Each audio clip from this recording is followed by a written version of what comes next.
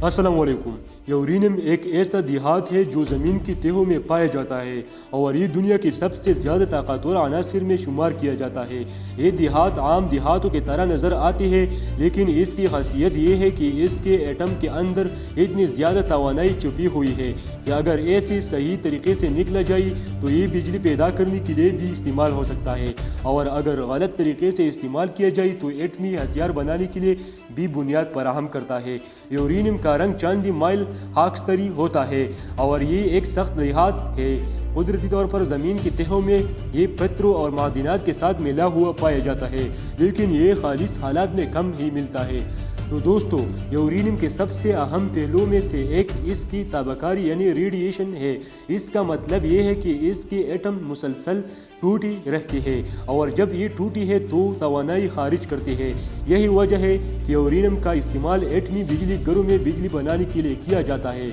जब यूरेनियम को रिएक्टर में रख जाता है तो इसके एटम टूटी है जैसे न्यूक्लियर फिशन कहा जाता है, और इस अमल से बेपनाह हरारत और तवानाई पैदा होती है। इस हरारत को पानी को बबाब में तब्दील करने के लिए इस्तेमाल किया जाता है और फिर ये बहाव टरबाइन को घुमाती है जैसी बिजली बनती है।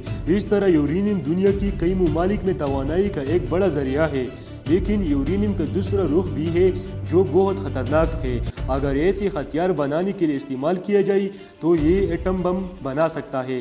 दूसरी जंग अज़ीम में हिरोशिमा और नागासाकी पर गिराए जाने वाले एटमी बमों में भी यूरेनियम और प्लूटोनियम इस्तेमाल हुई थी।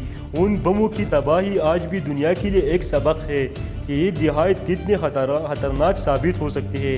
ऐसी वजह से यूरेनियम की कान कुनी और इसके इस्तेमाल पर सख्त क़वानीन और आलमी माहदे बनाई गई है ताकि इस गलत हाथों में जाने से रोका जा सके। यूरेनियम की मुख्तलिफ आइसोटोपेस होती है, यानी इसकी एटम की मुख्तलिफ शक्लें। उनमें सबसे अहम यूरेनियम 235 और यूरेनियम 238 है। यूरेनियम 238 सबसे ज़्यादा मकदार में पाया जाता है, लेकिन ये ज़्यादा फ़ाल नहीं होता, जबकि यूरेनियम 235 कम मकदार में होता है, लेकिन ये वो शक्ल है जो तवानाई पैदा करने और एटमी हथियार बनाने के लिए इस्तेमाल होते हैं।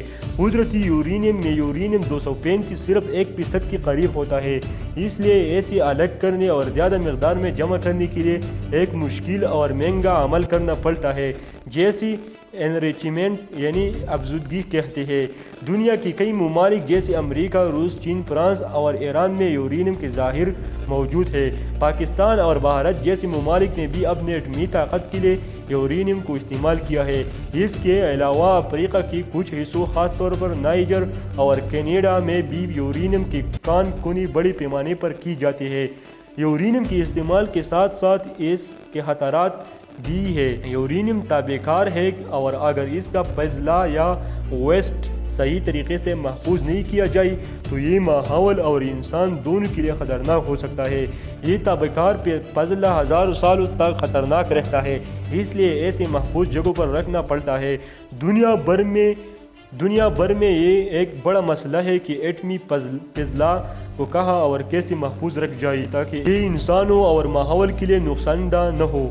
यूरेनियम के साइंसी पहलू भी दिलचस्प है। ये एक बहारी देहात है और इसके एटम में प्रोटॉन्स और न्यूट्रॉन्स की भी बड़ी तादाद मौजूद होते हैं। यह वजह है कि ये बहुत ताकतवर है।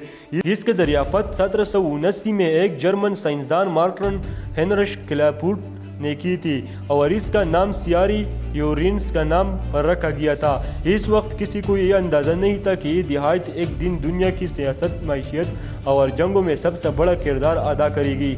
यूरेनियम आज भी दुनिया के लिए ताकत और ख़तरे दोनों की अलामत है। एक तरफ ये सस्ती और साफ तवानाई पैदा करने में मदद देता है, दूसरी तरफ ये एटमी हथियारों की दौड़ को तेज़ करता है। इसलिए आलमी ताकतें हमेशा इस बात पर नज़र रखती है कि कौन सा मुल्क यूरेनियम को किसी मकसद के लिए इस्तेमाल कर रहा है।